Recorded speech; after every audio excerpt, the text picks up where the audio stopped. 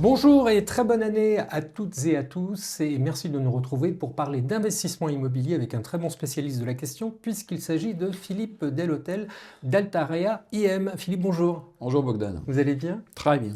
Bon alors l'année a été quand même très difficile pour le marché des SCPI. Je parle de l'année 2025 et notamment pour les acteurs historiques. Vous partagez mon point de vue ou pas? Ouais, deux sentiments peut-être, hein. D'abord, oui, à l'évidence, la mise à valeur de l'immobilier après la remontée des taux, donc c'était pas terminé. La preuve, c'est qu'il y a un certain nombre de fonds qui ont subi en matière de valorisation, de liquidité, voire de distribution. Mais je tempère un tout petit peu, c'est quand même un marché qui a crisé en levant en net positif presque 5 milliards d'euros. On verra les chiffres définitifs au titre de 2025, Mhm. donc ça s'est quand même tenu, hein.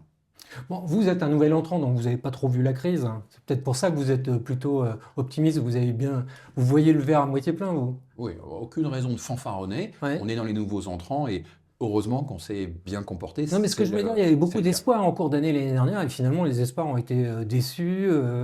La collecte n'était pas là, ou alors centrée sur 3-4 acteurs.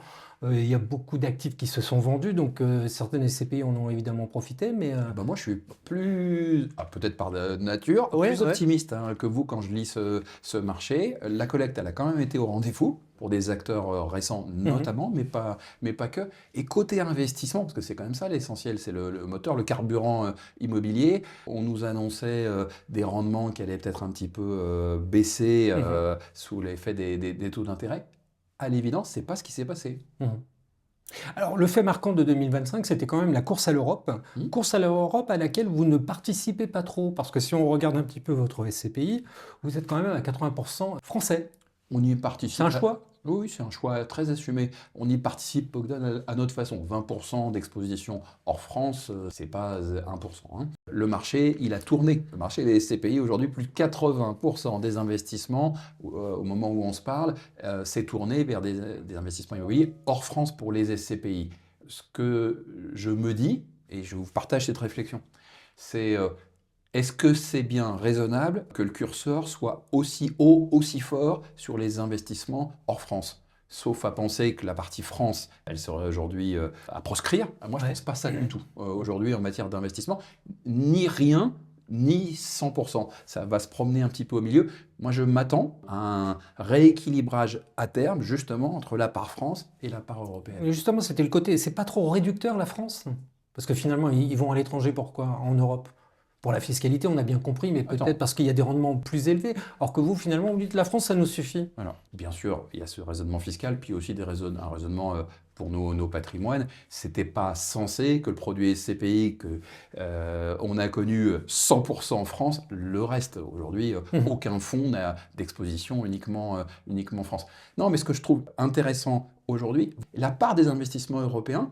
Peut-être qu'intuitivement, on se dirait qu'elle a explosé. En milliards d'euros, elle est à peu près la même si on se met sur une échelle de 5 ans. Le défi, il est de relever le gant de la partie France, pas sur tous les segments, sur les bureaux périphériques où vous ne nous verrez jamais investis. Mais je pense qu'il y a du grain à moudre pour créer de la valeur dans une exposition mieux balancée entre une partie France et une partie européenne.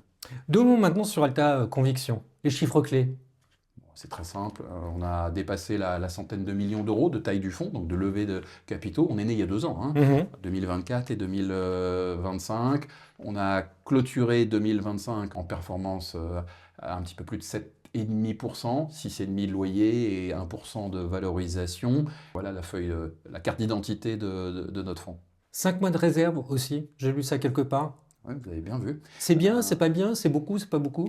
Je pense que c'est très bien pour là où on est aujourd'hui, dans notre évolution, notre dynamique de collecte et d'investissement. Quand on est un jeune fonds comme nous, quand il a 2 ans dans les jambes, avoir presque 6 mois à fin 2025 de réserve, oui, je pense que c'est pas neutre du tout. 2026, on a décidé de fixer l'objectif de distribution, toujours non garanti, à 6,75. On va donc même pousser le curseur. On Mhm. peut le faire parce qu'on a ces réserves. La granularité du patrimoine, elle vient progressivement.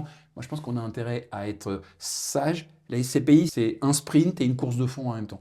5 mois de réserve, c'est beaucoup, ça veut dire que vous en avez sous le pied, ça c'est bien. Mais dans les palmarès, on vous verra pas peut-être Vous me provoquez, en haut de la vous liste. avez raison. Moi, je pense que ça va très bien se passer. Sur le classement le plus basique, qui est un peu court, mais même sur ce premier classement, qui est le classement uniquement des distributions. Mhm. On va apparaître au titre de 2025 à 6,5%, et je vous l'ai dit en objectif non garanti 2026 à 6,75. Si on pousse un tout petit peu le curseur, vous avez vu, vous avez relayé le fait que de plus en plus, on allait parler dans les classements, je l'espère, de performance globale annuelle, entre autres. Sur cette performance globale annuelle, on sera au-delà des 7,5%, donc vous nous verrez haut dans les classements. Historiquement, vous étiez très retail, etc. Vous êtes quand même très commerce. Dans un Ça premier va temps, perdurer oui, en 2026 ou pas? ça C'est a un bien choix? payé pour nous, hein. Donc On a c'est été France très commerce dans un premier oui. temps, et là on fait je sais pas si c'est un virage sur l'aile, on amorce un virage qui est, s'il y a des opportunités en commerce, on les prendra. Mais dans les mois qui viennent, vous nous verrez, on a commencé déjà sur la fin 2025 à accélérer sur la logistique et les locaux d'activité et moins de commerce. On a déjà une jolie exposition sur cette partie-là. Très bien. Eh bien, écoutez, on suivra ça avec beaucoup d'attention. Philippe, merci beaucoup. Merci Bogdan.